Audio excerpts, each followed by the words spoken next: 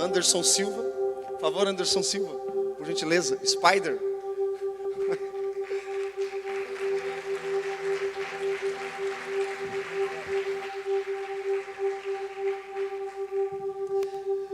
É engraçado que quando a gente fala de Anderson Silva, a primeira pessoa que vem na mente é o Spider, né? Eu não sei porquê. Mas o pastor Anderson Silva, ele é pastor da igreja Vivo por Ti lá em Brasília. Tem quantos anos mais ou menos? Há 6 anos, pastor? 7 anos com a comunidade lá. E eu conheci ele no ano passado, numa conferência que estava tendo lá. Já acompanhava ele, né, pela internet, o pessoal da igreja comentava muito a respeito dele. E ele tem alguns projetos focados na cidade, nas comunidades, e principalmente entre alguns grupos. Tem o projeto Knowing, né? O projeto Knowing, que é um projeto focado aos homossexuais, a inserir esses homossexuais na igreja. Tanto eu como o pastor Anderson, nós sonhamos em ver uma igreja onde todas as pessoas estejam reunidas. Não, essa aqui é uma igreja só de homossexuais, essa igreja aqui é só de punks, essa igreja aqui é só de homens. Não foi isso que o próprio Jesus planejou para nós. Jesus planejou uma igreja onde todos possam habitar no mesmo lugar. E dessa forma, conheci o pastor Anderson Silva, tem me abençoado demais. E nessa noite ele vai estar ministrando a palavra para todos nós, amém? Estende as suas mãos aqui para a vida dele. Senhor, em nome de Jesus, nós te agradecemos pelo pastor Anderson. Pedimos que o Espírito Santo de Deus venha usá-lo de uma forma poderosa, que nesta noite ele seja uma voz profética para a tua igreja, trazendo encorajamento, trazendo edificação, consolo, trazendo, Senhor Deus, aquilo que o Senhor tem gerado no coração dele, através dos testemunhos, através das palavras que o Senhor tem gerado no coração dele. Obrigado, Senhor, nessa noite, que o Senhor possa falar através da vida dele nessa noite. Obrigado, Pai, em nome de Jesus. Amém. Paz, irmãos, como foi dito, meu nome é Anderson, sou pastor bem ali, em Brasília, especificamente em Taguatinga, da igreja Vivo por Ti, casado com Keila, pai do Paulo, do João e do Tiago. Quero mais e a mulher fica em crise se cede para mim ou não. Mas eu quero mais filhos, no máximo uma menina, para tentar equilibrar as coisas. É muito homem para pouco metro quadrado. Mas dizem que mulher dá mais trabalho que homem, né? Que homem, não, mas eu preciso de uma menina. Então orem por mim para minha mulher dar o braço a torcer. Fiquei surpreendido, 2 ovelhas nossas aqui em São Paulo, final de semana. Queria apresentar o Emerson e a Valéria. Fiquem de pé para a gente ver sua beleza.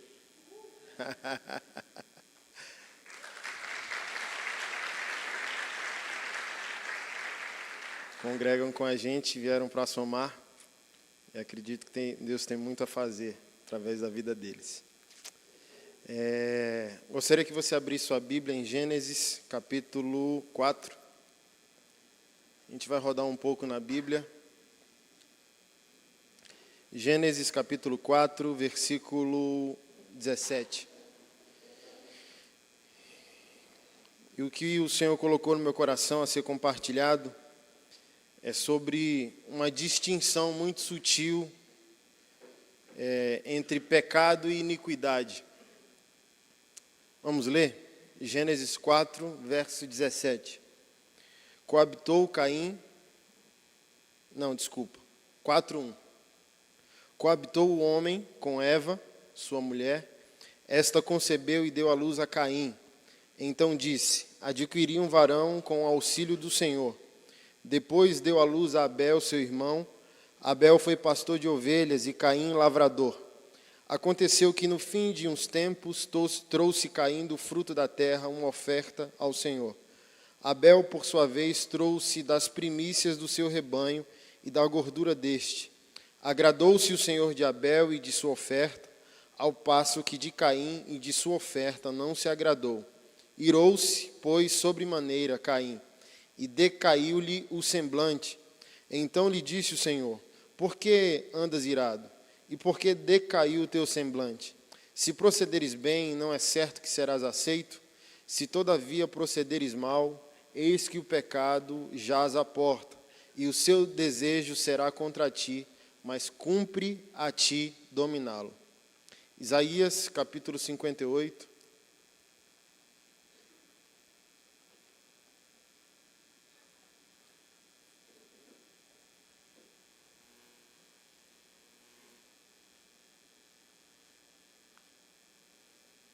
Verso 1. Clama a plenos pulmões, não te detenhas. Ergue tua voz como a trombeta e anuncia ao meu povo a sua transgressão e à casa de Jacó os seus pecados. Mesmo neste estado ainda me procuram dia a dia. Tem prazer em saber os meus caminhos, como o povo que pratica justiça e não deixa o direito do seu Deus. Perguntam-me pelos direitos da justiça, tem prazer em se achegar a Deus, dizendo: por que jejuamos nós e tu não atentas para isso? Porque afligimos nossa alma e tu não levas em conta.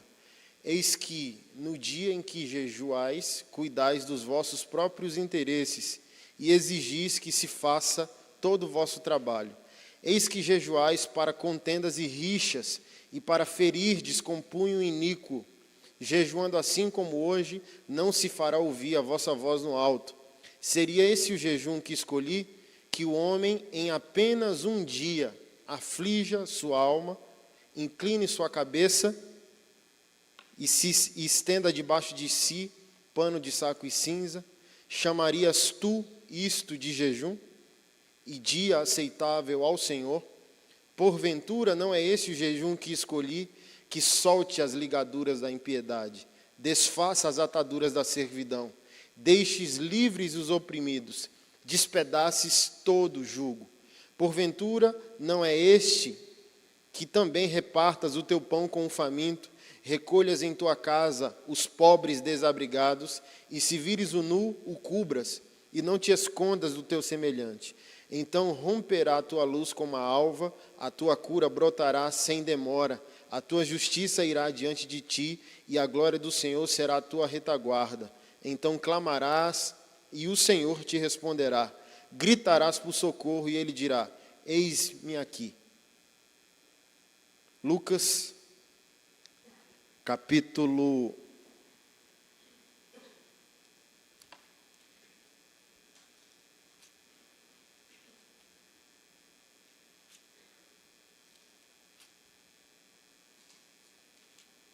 15, verso 1. Aproximaram-se de Jesus todos os publicanos e pecadores para o ouvir. E murmuravam os fariseus e os escribas, dizendo: este recebe pecadores e come com ele. Até aqui por enquanto. Qual a conexão de todas essas leituras que nós fizemos? E o que eu quero compartilhar com a igreja nessa noite?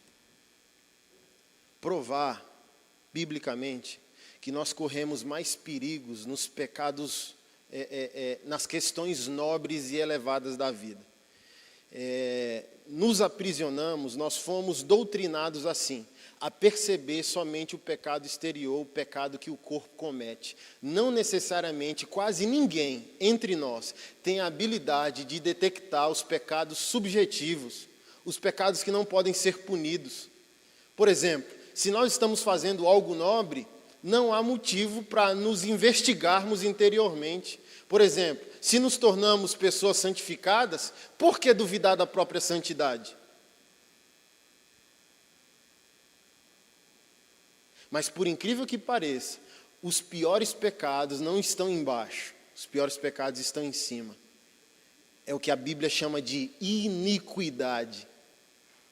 Aqui fica nítida a facilidade que Jesus Cristo tinha com os pecadores, porque geralmente o pecador peca de fora para dentro, mas o iníquo ele peca de dentro para fora.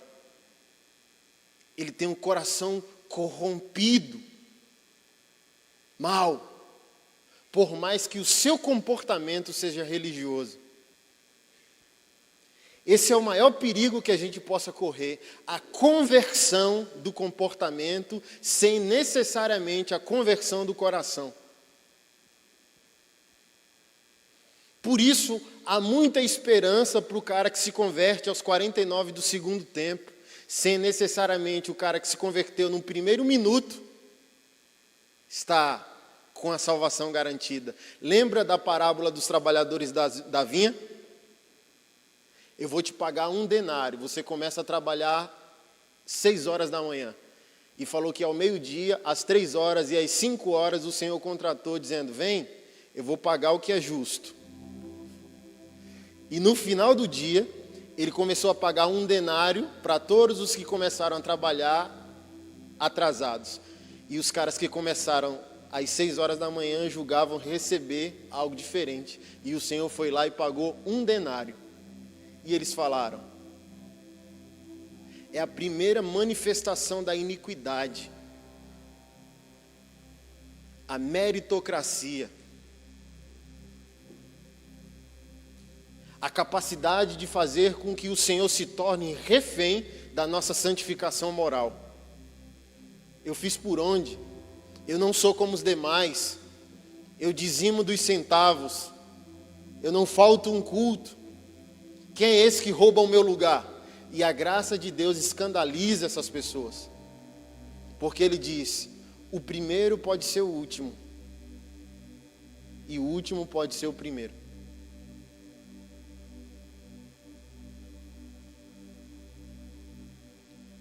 Nessa noite, muitos de nós vão ser treinados a enxergar a santidade e pecado de uma outra maneira. Porque Davi não seria seu pastor hoje, porque você não ia congregar na igreja dele. Ele foi um homem mau. Ele não passa pelo crivo do legalismo. Ele foi um mau pai. Na família dele teve um incesto. Um filho dele estuprou a própria irmã. Ele foi omisso porque não confrontou o filho, só ficou sem falar com o filho durante 3 anos. Por causa disso, o outro irmão queria matar o irmão que estuprou a irmã. Ele foi um adúltero covarde que não mata, mas tem poder de matar. O próprio filho quis matá-lo para tomar o reino. Então é um cara esculhambado. Mas a Bíblia diz que é um homem segundo o coração de Deus. Por quê? Porque bem provavelmente Davi nunca pecou com o seu coração. Ele pecava com o seu corpo, o seu instinto. Mas quando o Senhor o tocava, ele se convencia e se prostrava. Ele não era resistente, ele não era duro de coração, ele não era iníquo, ele só era um pecador.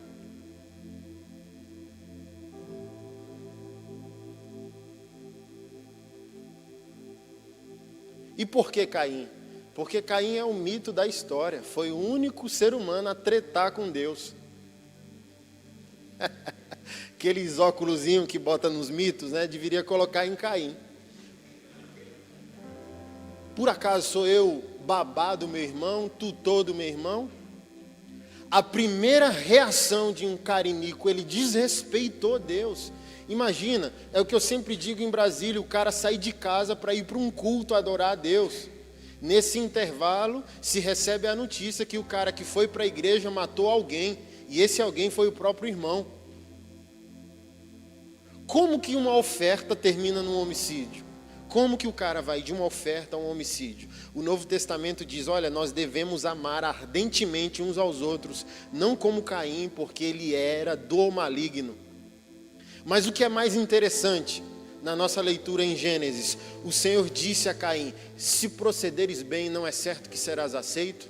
E o que é extraordinário nessa colocação do Senhor? O proceder bem não era a oferta, porque a oferta foi dada. Ou seja, o que Deus esperava de Caim não era o comportamento religioso, o comportamento correto, mas o coração correto. O procedimento que Deus esperava não era a oferta de Caim, era o coração de Caim.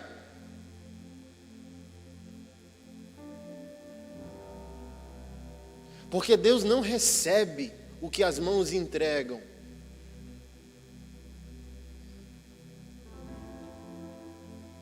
Antes de ter o coração. Deus nunca recebe algo do homem pelas mãos em si. Deus recebe o coração antes de receber as mãos. Isaías denunciou que Deus abomina ajuntamento solene com iniquidade. Ele diz: por causa da iniquidade, quando vocês oram, eu viro o rosto, eu tapo os ouvidos. Então o Senhor nunca quis o que nós podemos fazer por Ele. Mas aquilo que somos nele, por causa dele e para Ele.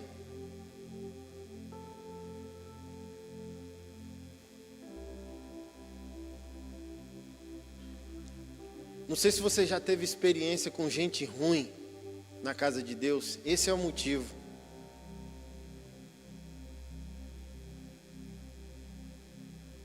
Iniquidade. E sabe onde está a iniquidade? Naqueles que combatem o pecado.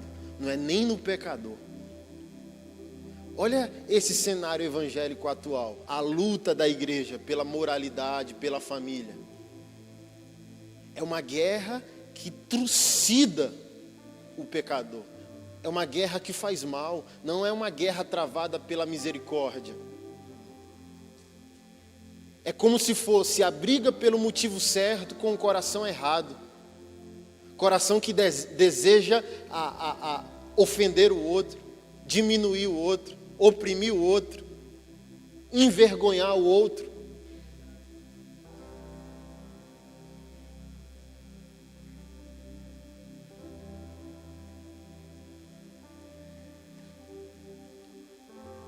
Porque a iniquidade, ela é um perigo. Porque, querido, enquanto nós estivermos pregando a palavra, defendendo Deus, a moralidade, a família, não perceberemos o que está acontecendo no nosso coração, porque nós estamos fazendo a coisa certa. E se nós estamos fazendo a coisa certa, para que investigar o nosso motivo?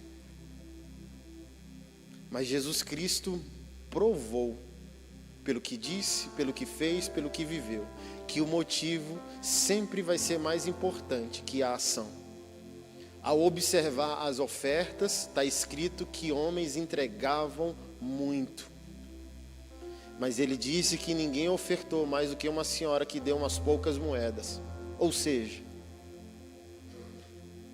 sempre é qualitativo. O que Deus espera nunca é quantitativo, sempre é aquilo que se faz a partir do coração.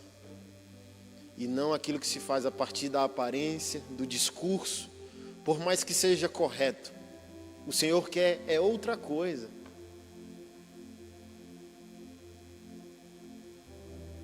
Pregando essa semana, volta e meia eu choro com coisas simples assim, com Jesus no café da manhã.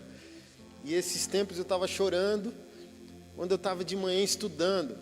Tem umas 5 teologias sistemáticas de autores diferentes. Aí uma tem 1000 páginas, a outra tem 700, a outra tem 500. Aí você pega aquele negócio e você logo conclui: esse cara é o cara.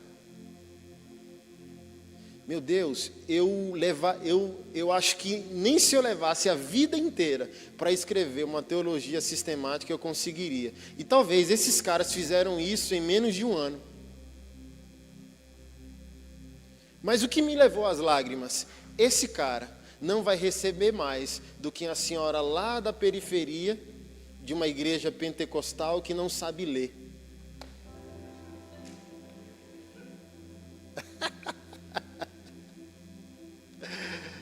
Ela, se você chegar e perguntar: a senhora sabe quem é João Calvino? É uma marca de biscoito, meu filho? Nunca vai saber. Mas quando pedir para ela, para fazer com que o inferno recue e o céu desça, ela sabe onde apertar o botão.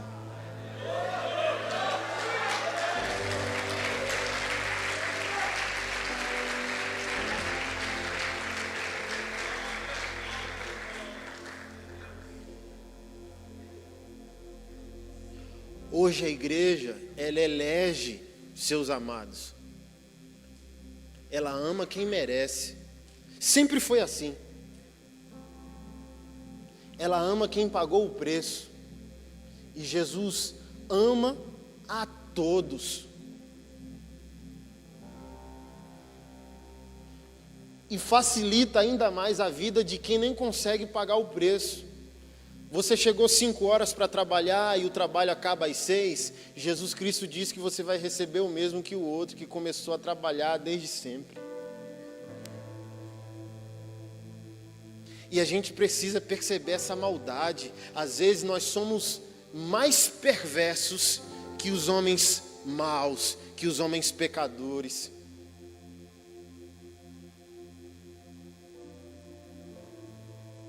Defendendo a verdade de Deus. Querido, Deus não precisa de defensores. O Evangelho não existe para Deus. Quem deu luz ao Evangelho não foi o pecado, para que a igreja odeie tanto o pecado e o pecador. Quem deu a luz ao Evangelho foi o amor de Deus. O que é o pecado? O pecado é o fator impeditivo. O pecado é o único poder que separa a criatura de ter comunhão com seu Criador. É por isso que Deus odeia o pecado com todo o seu ser.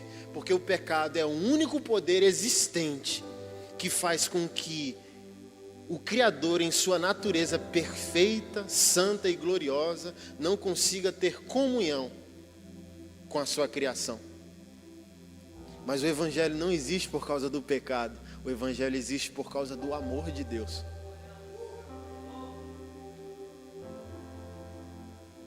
Vamos denunciar o pecado. Não, vamos denunciar nossa falta de amor. Porque o pecado, ele sempre esteve aí. Quando o homem mais abominável da face da terra disser Jesus. Porque parece que a gente esquece, né? Está escrito na palavra: todo aquele que clamar ao Senhor será salvo. Parece que passaram uma borracha na nossa mente. Parece que tudo aquilo que nós lemos sobre Jesus foi apagado do nosso coração, da nossa memória. Ele disse: todo aquele que clamar por mim será salvo. Então a luta não é para combater o pecador. A luta é para combater a nossa própria incapacidade em ser a continuação de Jesus no mundo. Porque quando o indivíduo vai a ele dizendo: eu matei a minha própria mãe, existe esperança. Eu matei meu próprio filho, existe esperança. Eu abortei, existe esperança. Eu. É como o pai do filho pródigo, cale-se. É do tipo assim, o indivíduo só peca porque se afastou do lar. E qual é o poder do Evangelho? Devolver o indivíduo ao lar. Uns pecaram mais intensamente que os outros, mas para Deus não importa o que foi feito. Importa é que o filho precisa retornar ao lar para ser tudo aquilo que Deus diz que ele é. O testemunho, querido, não é aquilo que tu fez, o testemunho é aquilo que Deus fez. Porque o pecado não é uma questão de atitude, de prática, é uma questão de natureza. Nunca pecou com o corpo, nem por isso deixa de ser um pecador. Tão mal quanto qualquer outro. Porque o Senhor disse que aquele que não ama seu irmão é um homicida. Não precisa matar ninguém para estar pecando. 1 João 3, 14 ao 16. Se não ama é um homicida, e nenhum homicida tem a vida eterna permanecendo em si. Olha, aquele cara matou, literalmente. Mas o Senhor disse: se você não ama, você também é um assassino. Pecado não é uma questão da prática, é uma questão da natureza. Pecado não é aquilo que você faz, pecado é aquilo que você é. Por isso que o Evangelho diz: é necessário nascer de novo, porque há uma reforma existencial, seu coração é refeito, sua existência é reconstruída. E nós estamos avaliando qual pecado é mais pesado, mais grave que o outro, para eleger quem nós deveríamos amar. Quando o Senhor está dizendo, olha, o amor cristão é por qualquer um.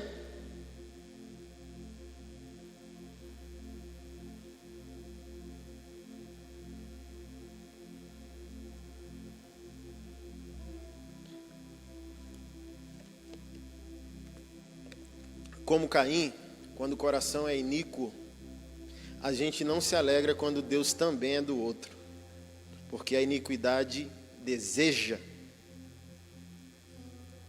que Deus seja só seu.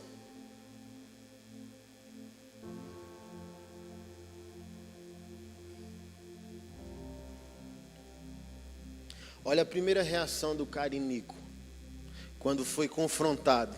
A Bíblia não está cheia de versículos que diz, olha, não se entristeça quando for repreendido por Deus, porque Deus corrige ao filho que ama. Provérbios diz isso, o autor de Hebreus diz isso. Glória a Deus quando a gente vai fazer algo para Ele e Ele diz, não vou aceitar, está errado, refaz. É maravilhoso, porque isso deixa a jornada mais atenciosa. Deus fala, não é de qualquer jeito, muda isso aí. É uma alegria ser corrigido por Deus. Mas o cara iníquo, quando é corrigido, é por isso, querido, que não existe analogia melhor do que pastor e ovelha. É a melhor. Deus é extraordinário. É a melhor analogia que Deus podia ter feito ao comparar o tratamento de um pastor literal de ovelhas com o tratamento que o Senhor tem pelos seus filhos. Desde Davi, né? O Senhor é meu pastor. Aí Jesus traz para o Novo Testamento.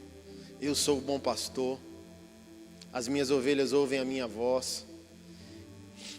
Então, ovelha, ela não tem capacidade visual. Ovelha não tem visão. Ovelha não é boa de olfato. Ovelha é boa de audição. Por isso que Jesus Cristo diz: as minhas ovelhas ouvem a minha voz e me seguem. Por exemplo, se você colocar no YouTube, pastor ovelhas, você vai achar extraordinário. Tem um bem bacana, que um cara estranho chega no rebanho e diz, vamos, ei! E um monte de ovelha lá, umas 50, elas nem se mexem, nem dá bola, nem levanta a cabeça. Agora o pastor delas, quando ele chega, todas levantam a cabeça e entram em formação, prontas para seguir o comando da voz dele e segui-lo. E o que é mais extraordinário? Por isso que Davi diz, a tua vara e o teu cajado me consolam. No final do dia, quando o pastor dá o comando às ovelhas para elas voltarem para o aprisco, o pastor, ele precisa ficar na porta. Por isso que Jesus Cristo diz que além de ser o pastor, ele é a porta do aprisco. Porque na porta do aprisco, ele vai pegar o cajado e verificar ovelha por ovelha. Já ouviu o ditado lobo em pele de ovelha? Quem já ouviu? Por quê? O lobo é um dos animais mais sagazes. Como a ovelha ela não é boa de percepção, ela só é boa de audição, ela não consegue sentir o lobo, ela não consegue enxergar o lobo. E um lobo pode ir, pegar uma ovelha desgarrada do rebanho, matá-la, devorá-la e preservar a pele. E ele se coloca debaixo da pele da ovelha e entra no meio do rebanho.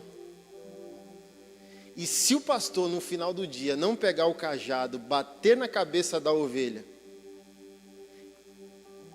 e ele permitir que um lobo entre no aprisco, quando ele acordar na manhã seguinte, um abraço, o lobo vai ter destruído tudo. Então o pastor com o seu cajado verifica ovelha por ovelha. Pá, bé, pá. A repreensão, a exortação. Mas o lobo ele não finge a sua natureza.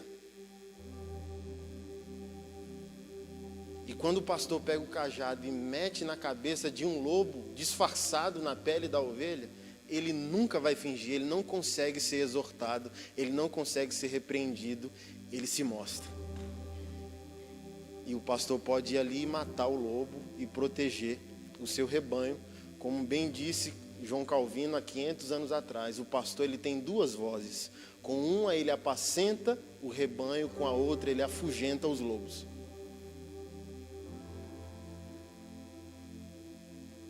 É a primeira característica do iníquo. Ele não se alegra em Deus ser do outro, assim como ele não aguenta correção.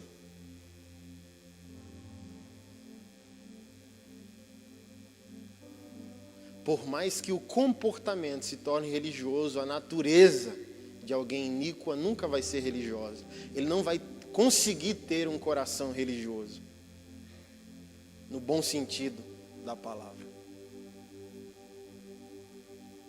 Ele é um fariseu, dominador de Deus, controlador de Deus, que decide a quem Deus ama, que decide a quem Deus condena, e ele nunca se alegra por ninguém. É o máximo que a gente pode conseguir.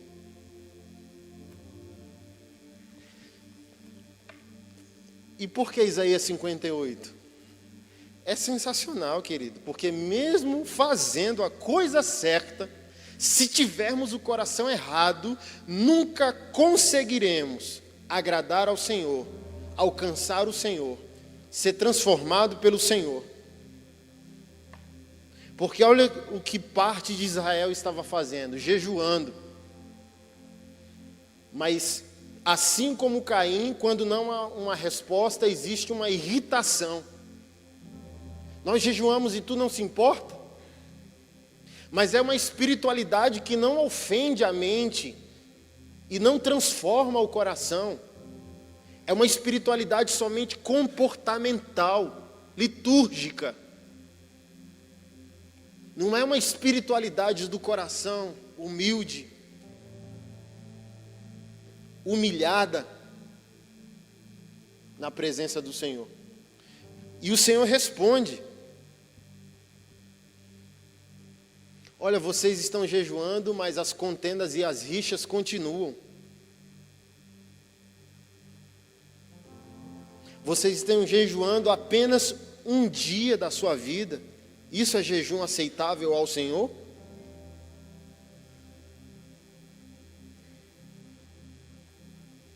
Vocês continuam ferindo o seu próximo com um punho iníquo.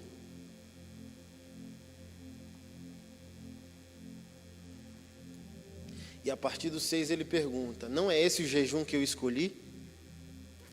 Soltar a ligadura da impiedade, desfazer a atadura da servidão, deixar livre o oprimido, despedaçar todo o jugo, repartir o pão com o faminto, recolher em casa o pobre, cobrir o nu, não se esconder do semelhante.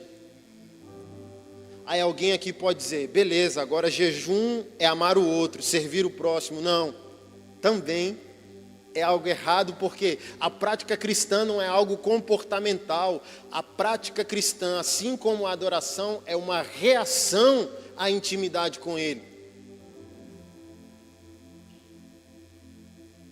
É outra forma de se esconder, de esconder o coração não transformado. Trabalhar para Deus é uma outra forma de iniquidade. Por isso tem disputa de ministério, igreja que rivaliza com a outra, ministério que rivaliza com o outro.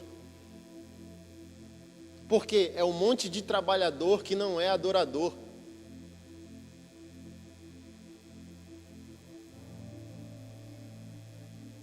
Porque quando os discípulos dizem: olha, a seara é grande, os trabalhadores são poucos, o Senhor não disse: vá trabalhar.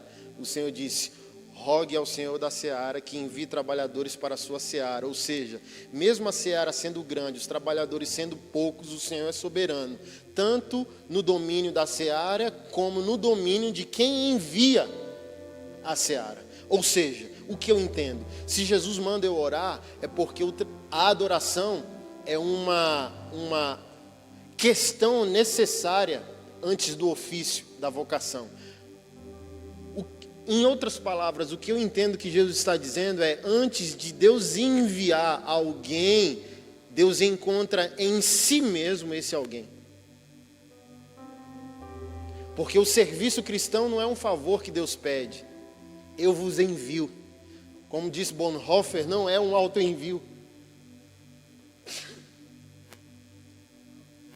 Não é um autoenvio. Ninguém decide trabalhar para Deus. Quem decide trabalhar para Deus se cansa, se frustra, se decepciona e decepciona. Quem envia é o Senhor, num tempo específico, para um lugar específico.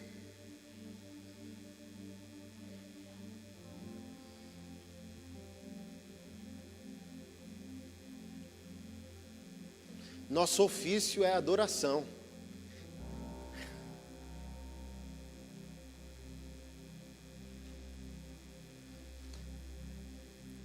É a primeira pergunta do catecismo presbiteriano de Westminster.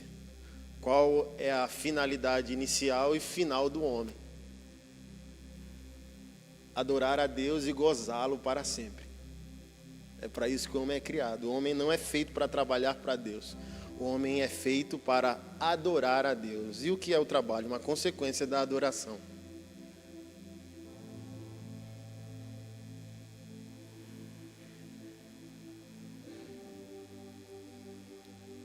Voltando, o Senhor não está dizendo que o jejum é o próximo.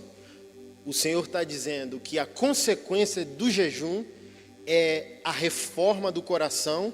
Por isso, passamos a adquirir a visão que o Senhor tem sobre as coisas e sobre o outro.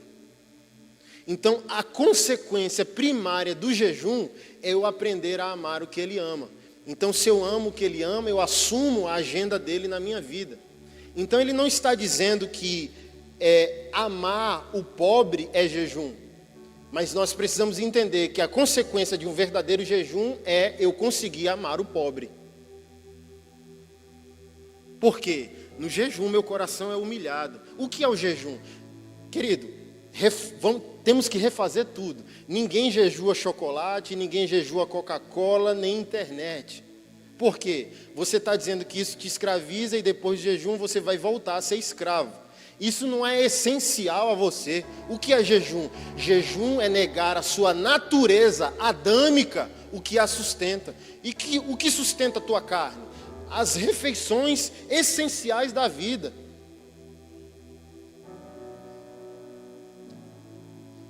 Isso é mudança de hábito, deixar a internet, chocolate. Chocolate destrói o teu corpo, assim como a Coca-Cola. Então, não é bem por aí. Por exemplo, o que é jejum? O que vai te deixar extremamente irritado. O que te deixa extremamente irritado? Negar a sua matéria, o que a sustenta. Então, chocolate não sustenta a matéria de ninguém.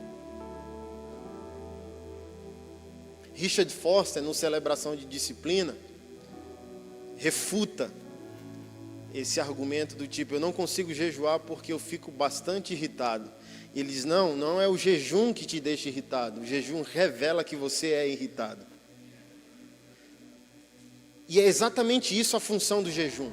O jejum não é para Deus dar carro, dar casamento e Deus dar respostas. O jejum é para que Adão morra.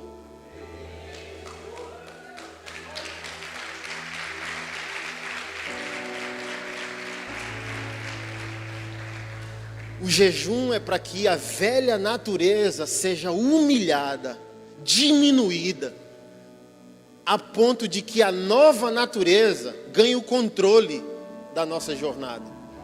1 Coríntios capítulo 15, em Adão todos morrem, em Cristo todos voltarão a viver. Nesse mesmo capítulo, Paulo diz sobre o primeiro Adão e o segundo Adão, que é Cristo. Então, o que é o jejum?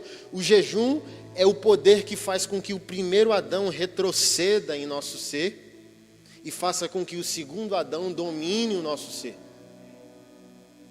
Porque é a nossa carnalidade que impede o domínio do segundo Adão.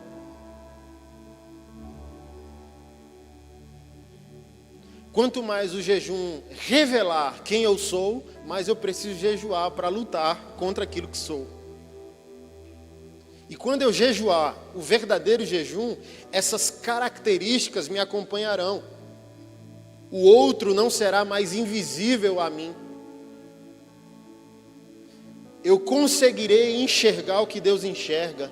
Eu conseguirei amar o que Deus ama. Eu conseguirei fazer o que Deus faz. Aquilo que nós achávamos impossível, não sendo mais. Porque nossa natureza está progressivamente sendo transformada à imagem de Deus novamente. Então a consequência do verdadeiro jejum faria com que nós fôssemos pessoas que lutariam contra a iniquidade, lutariam contra a servidão, deixaria livre os oprimidos, despedaçaria todo jugo, repartiria o nosso pão com o faminto, cuidássemos dos órfãos, vestíssemos o nu.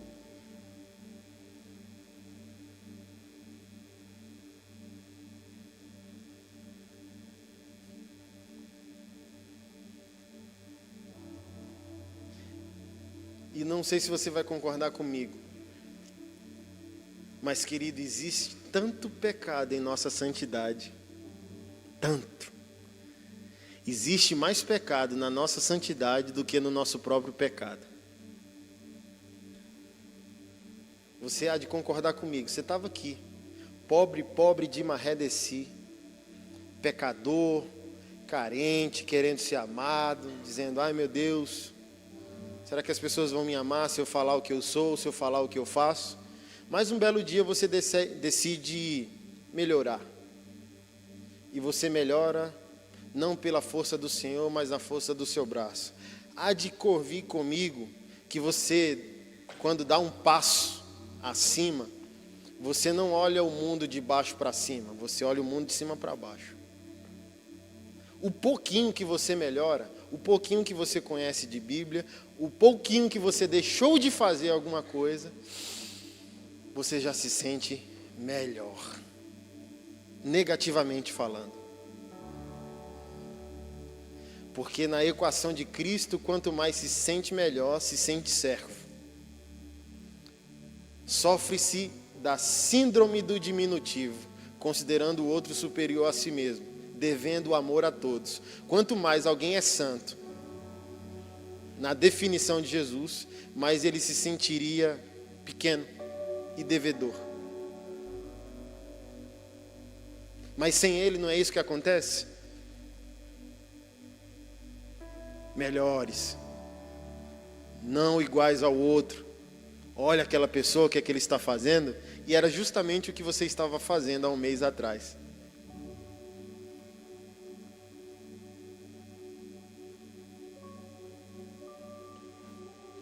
Isso é iniquidade. Os piores do pecado. Os da alma, os da nobreza. Imagina, existe pecado no nosso conhecimento bíblico.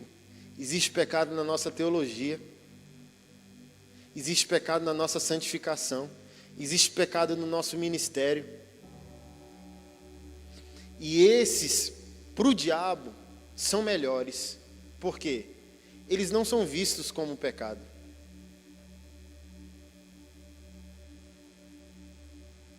Ele quer te pegar aqui embaixo.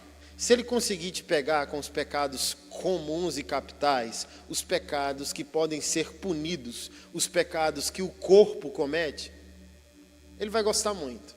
Mas se você conseguir se safar desses e der um upgrade, se tornar um ministro do Evangelho, ele vai adorar pegar você aqui, em cima.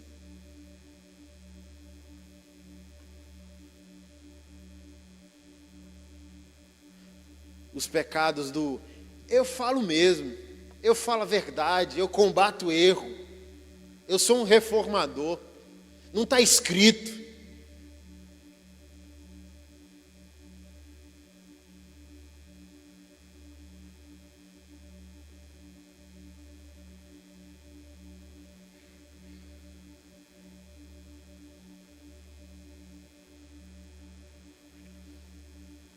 Então nós corremos um risco maior quando estamos melhores do que quando estávamos piores. Não dizendo que ser ou estar pior é a solução. A solução é entender que aquilo que Jesus Cristo disse é a verdade. Sem mim, nada podeis fazer. Eu preciso ter medo de mim. Eu preciso ter medo da minha espiritualidade. Eu preciso ter medo da minha santidade. Porque a pergunta é, ela é benéfica ao outro? O meu conhecimento de Deus é benéfico ao outro? Deus conhece, o outro conhece a Deus através de mim?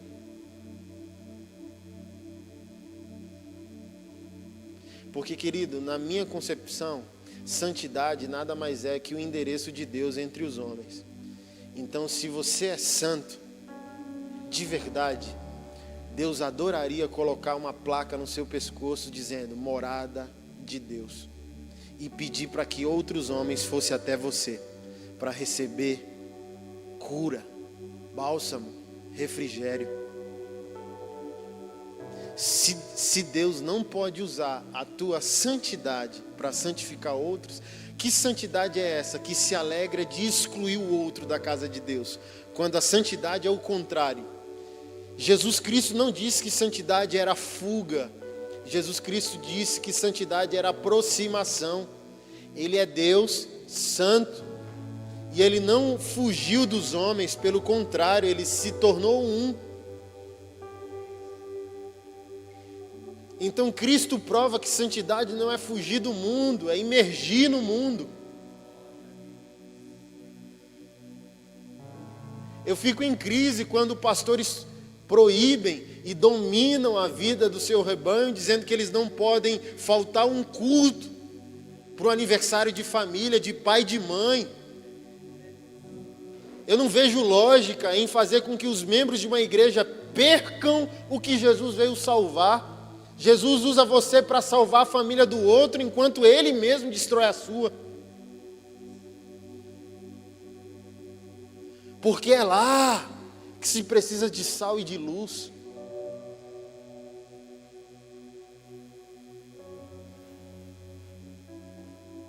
Porque o sal no saleiro perderá a validade. Aqui é o saleiro. Se o sal ficar apenas aqui, vai perder a validade.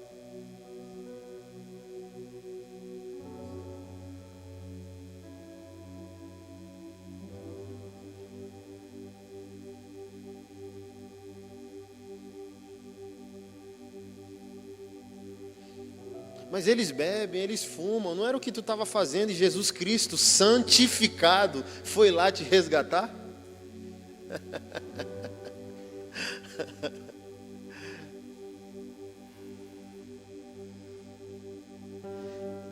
Mas sabe o que é mais triste? Talvez o nosso maior medo é que a nossa ida ao mundo comprove que nós o amamos mais do que amamos a Deus ainda. Porque enquanto o ambiente que nós frequentarmos nos fizer, é uma comprovação nítida de que Cristo não nos fez. Então eu não quero ir lá ser luz, porque eu tenho medo de ficar. Porque o que está lá ainda para mim é mais atraente do que Deus. Eu sei que eu não amo a Deus mais do que eu amo o que perecerá.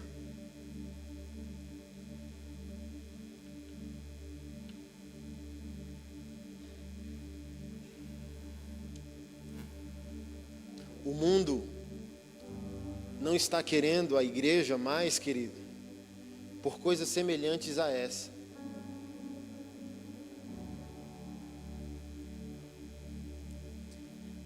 A igreja é uma conversão de comportamento social, sem necessariamente ser uma conversão do coração. Por isso ela está inexistente na sociedade na segunda-feira.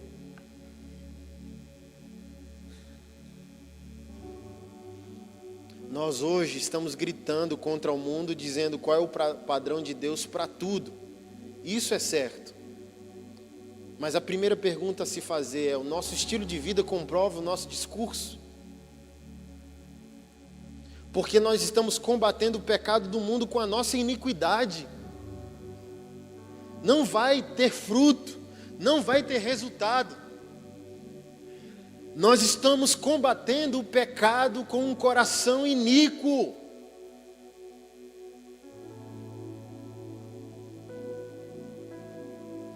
Meu irmão, Jesus Cristo combatia o pecado sorrindo.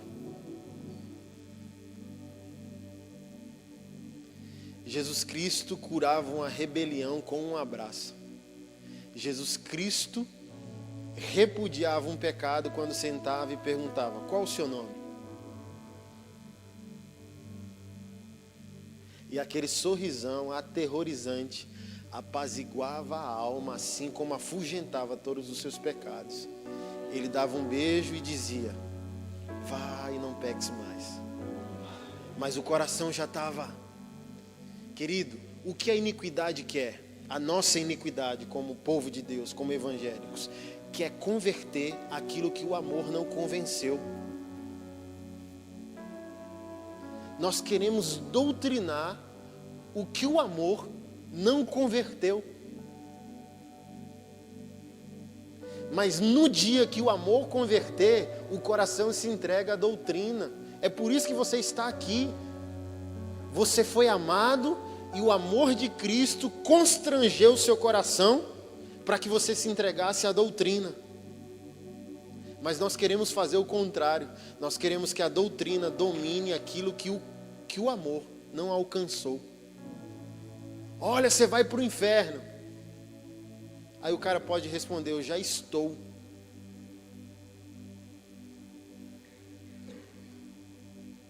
Dizer que o mundo está errado não resolve a problemática. Dizer que o mundo vai para o inferno não resolve. Dizer que é abominação não resolve. Resolve o nosso problema. Qual é o nosso problema? Eu não quero conviver com o problema.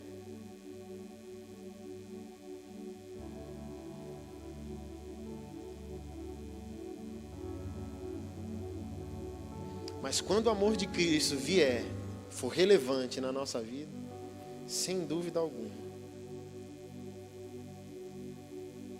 os corações se entregarão ao discipulado de Cristo.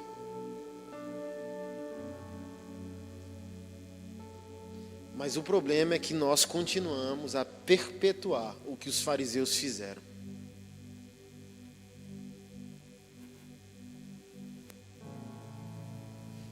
Olha o que é interessante.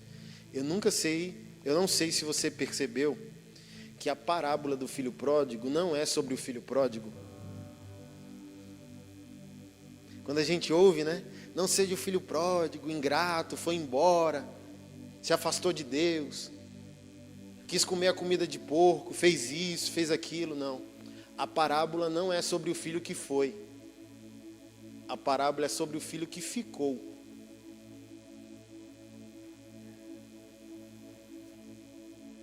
Jesus estava falando sobre a dureza do coração. Jesus Cristo não estava falando sobre o pecador que foi, sobre a ingratidão do filho que foi. Jesus Cristo estava falando sobre a dureza do coração do filho que ficou. Porque olha só, todas as parábolas estão em sequência. Quais? Ovelha perdida, dracma perdida e filho pródigo. Uma sequência. Jab, jab, jab, direita. Jab, jab, jab, direita. Já treinou Muay Thai ou boxe? Foi isso que Jesus Cristo fez. Jab, jab, pou. Para ver se abria o entendimento. E onde tudo começou? Porque Cristo começou a falar dessas parábolas. E essas parábolas vieram para falar que o Evangelho não é para Deus, o Evangelho é para o homem. Qual é a glória de Deus mediante o Evangelho? A alegria do retorno do Filho. Porque Deus não está ofendido. Se o Evangelho é somente para a glória de Deus, eu tenho que concluir que Deus está ofendido e querendo provar algo a alguém. mostrar que sou eu que mando, vou mostrar que o poder é meu. Não. O evangelho só existe porque Deus amou. O evangelho não existe porque Deus está ofendido. Porque se ofendido ele estivesse, ele não estaria redimindo, ele estaria destruindo. E teria destruído assim que Adão pecou. Deus amou o mundo de tal maneira. 3,16. 3,17 eu não vim julgar o mundo. Quando os discípulos oraram para cair fogo do céu, assim como Elias fez, ele disse: você não sabe de que espírito você procede, porque o Filho do Homem não veio para destruir as almas, mas para salvá-las. E Cristo foi tão ousado dizendo: a lei veio por intermédio de Moisés, a graça e a verdade veio por meio de Jesus Cristo. Ou seja, ele estabeleceu até um paralelo entre a lei e a graça, dizendo: com Moisés foi um assunto, comigo é outro. Ele veio trazer a lei, eu vim trazer a graça e a verdade. Ou seja, houve um upgrade. A questão é outra.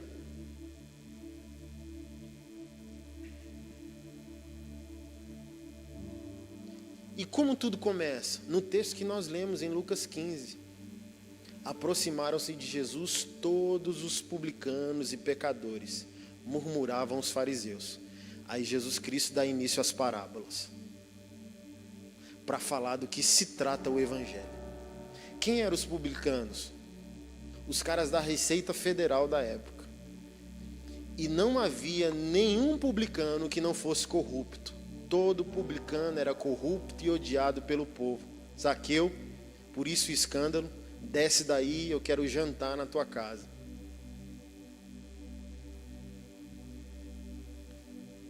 Por isso, quando eles vão para João Batista, a ordem de João Batista, mediante o arrependimento deles, era que eles não extorquissem mais, que eles fossem justos. Então, publicanos e pecadores murmuravam os fariseus e os escribas, dizendo: ele recebe pecadores e come com eles. Do que se trata a parábola do filho pródigo? O judeu, o filho que fica, o filho bom, o filho que tem o comportamento religiosamente correto. Quem é o filho que foi? O gentil, o não aliançado, as nações, eu e você. Ou seja, o trabalhador que chegou na última hora. O filho que pegou a herança e foi se divertir, porque o judeu estava ali, a trancos e barrancos. Os fariseus, antes de tudo, foram um grupo, uma seita remanescente para manter Israel na linha. Mas também eles cometeram um erro. Que erro? O excesso. Transformando simplicidade em rito. Objetividade em complexidade. O mandamento de lavar as mãos era só para lavar as mãos, eles transformaram num ritual. Ao ponto de confrontar o próprio Deus, dizendo: vocês vão comer sem lavar as mãos? E ele diz: isso não tem problema não, porque o que entra vai ser evacuado. Agora o que sai é o seu problema. O que sai do seu coração, o que sai do seu interior é o seu problema.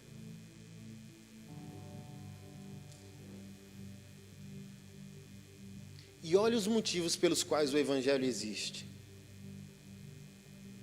Qual dentre vós que, possuindo 100 ovelhas e perdendo uma, não deixa todas no deserto e vai encontrá-la? Qual a mulher que, tendo 10 dracmas e perdeu uma, não acende uma lâmpada, varre a casa, mexe nos móveis diligentemente para encontrar essa única dracma? Aí ele vai falar sobre o filho pródigo. Mas a surpresa é a iniquidade do filho que fica, mediante a alegria do retorno do filho que foi. Por que a ofensa? Porque existe um mérito, um preço que foi pago. Não necessariamente pela intimidade, por isso que digo, a nossa vocação primária não é o trabalho, porque olha o que o trabalho cegamente fez com o filho mais velho. Construiu nele a incapacidade de empatia de amar.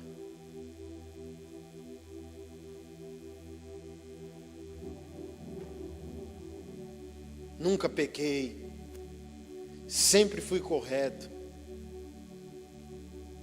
E o que tem a ver o trabalho dele, a fidelidade dele com a alegria do retorno do próprio irmão?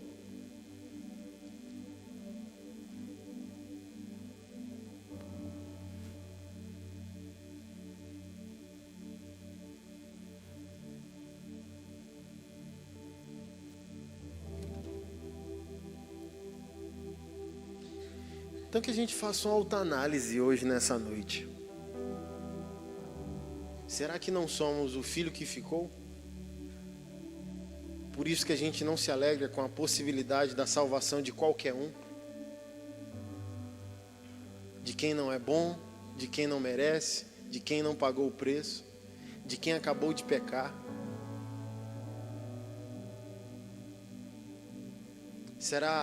Reflete. Será que a tua santidade não faz mal? Segrega, separa, humilha.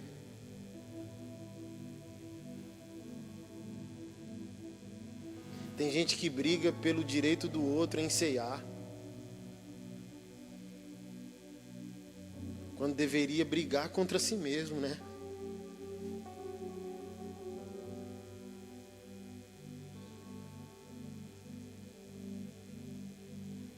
E o que eu gostaria que nós aprendêssemos nessa noite é que a nossa santidade pessoal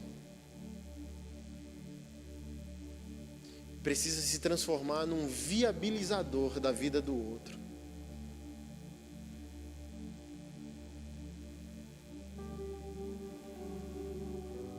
Porque não estamos aqui por nós.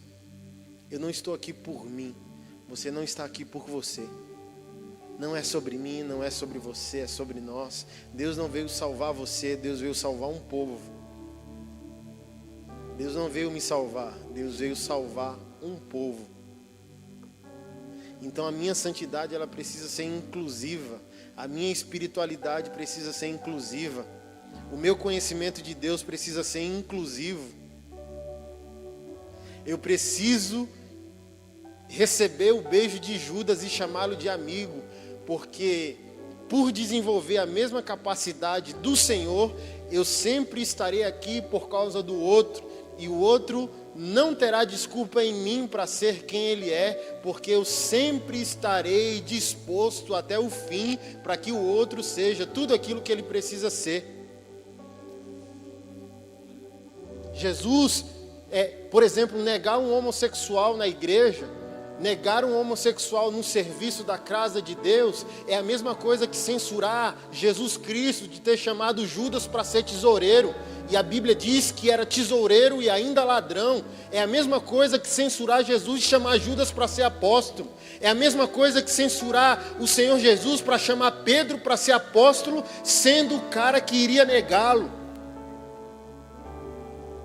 O que Jesus está querendo dizer para nós com isso tudo? Cara, eu quero que vocês, mesmo a tranco e barranco, consigam chegar até o fim. Mas nós somos aquele que vai entulhando o caminho do outro para que o outro não consiga chegar. Três dias depois que Pedro cometeu o pior pecado da vida dele, ele foi ordenado pastor. Não sei se é escandalizante. Não tem como andar com Jesus e se ofender se a nossa mente é diferente da dele.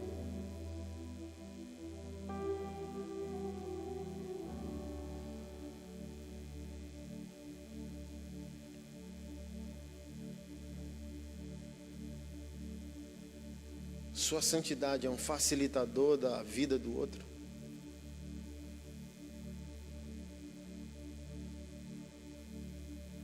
Você é alguém que vai sorrir por causa do outro, é alguém que vai murmurar por causa do outro?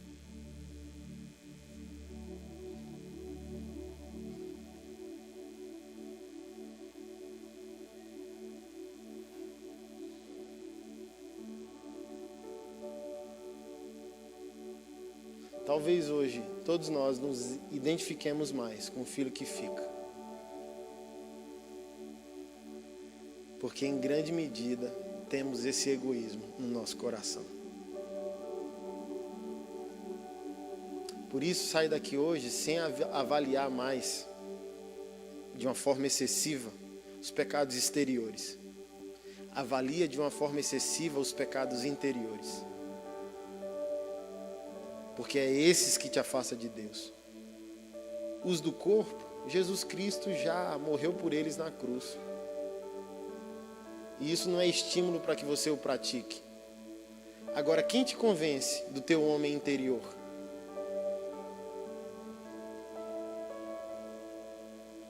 Se eu te virar do avesso nesse exato momento, será que eu não vou ter um escândalo? Se eu ver quem você é por dentro.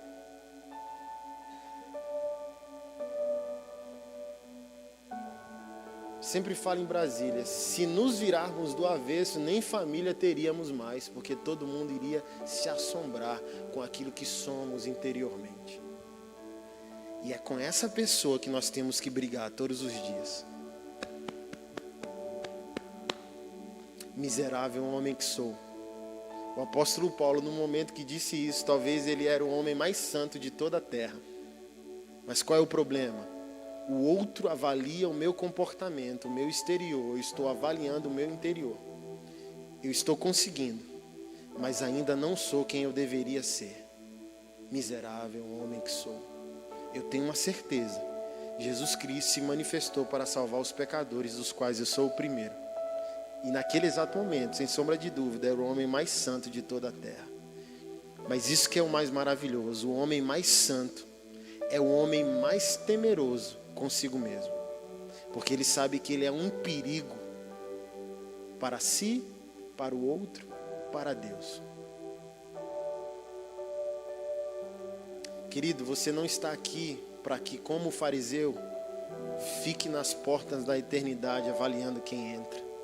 Você está aqui para lavar os pés daqueles que possam entrar.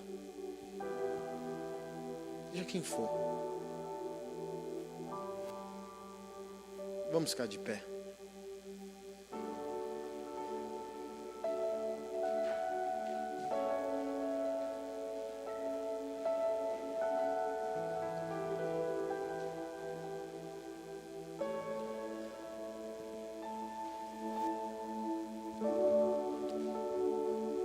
Eu gostaria que nós orássemos em arrependimento mesmo. E com um exercício de fé. Qual é o exercício de fé? Nunca mais você vem para a igreja por causa de você. A partir de hoje você vai decidir vir para a igreja por causa do outro. Porque a tua santidade vai possibilitar a vida do outro. As tuas finanças, os teus bens, o teu conhecimento bíblico, a tua teologia vai ser compartilhada com aquele que precisa. Tudo aquilo que você recebe da parte de Deus tem por intenção divina alcançar a vida de alguém. Então você precisa se arrepender da oração que você fez até aqui. E por causa dessa oração você está pecando contra o Evangelho. Que oração é essa? Deus meu que estás nos céus.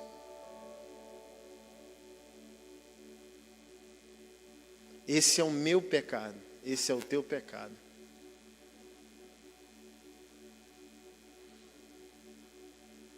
Quando você cantar essa música linda, com uma história extraordinária por trás, Ele me ama, Ele me ama, Ele me ama, Ele me ama. E se a gente não perceber, isso só reforça que o Deus é meu e não do outro. Mesmo você cantando que Deus te ama, entenda que Deus te ama para poder amar alguém através de você.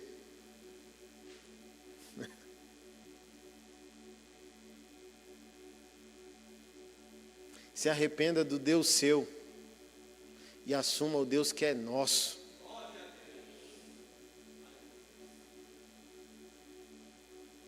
Se arrependa do Pai seu e se relacione com um Pai que é meu também.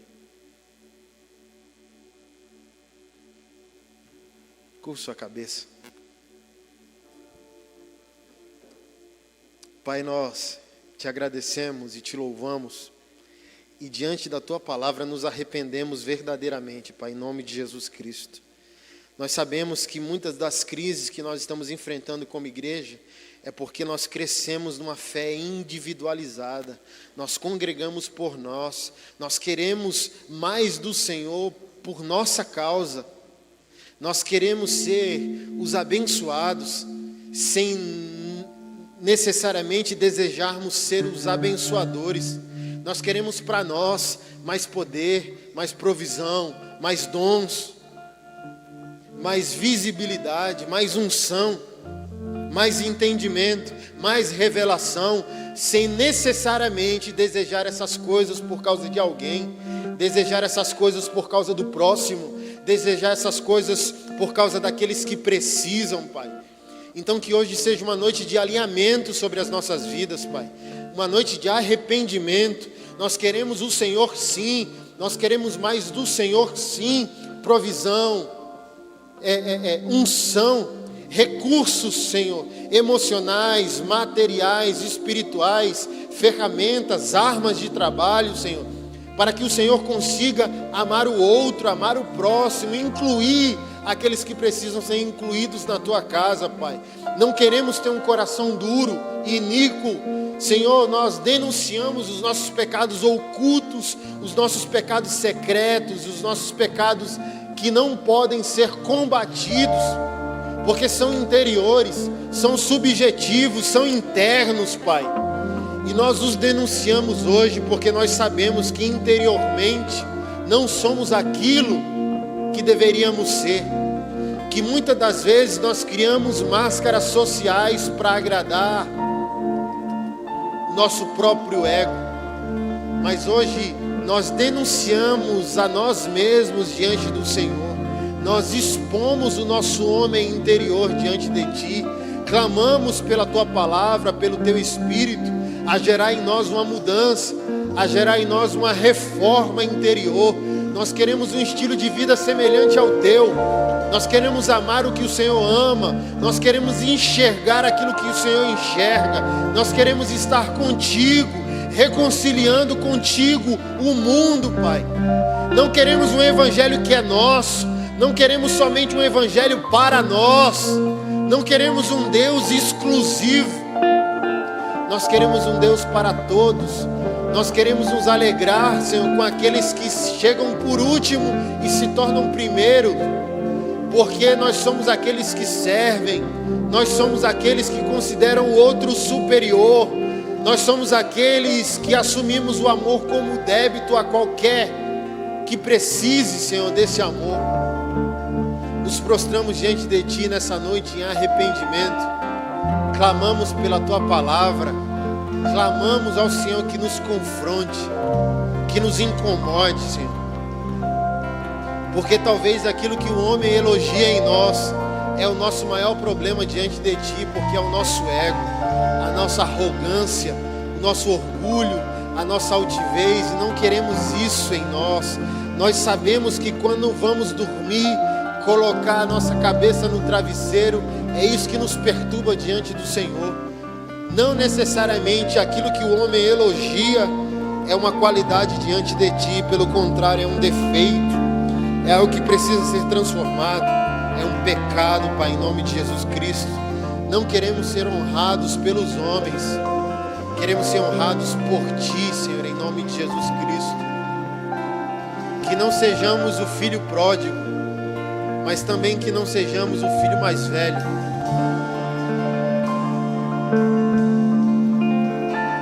Queremos ser filhos que amam o que o Senhor ama, que se alegram com aquilo que o Senhor se alegra. É a nossa oração em nome do Teu Filho Jesus.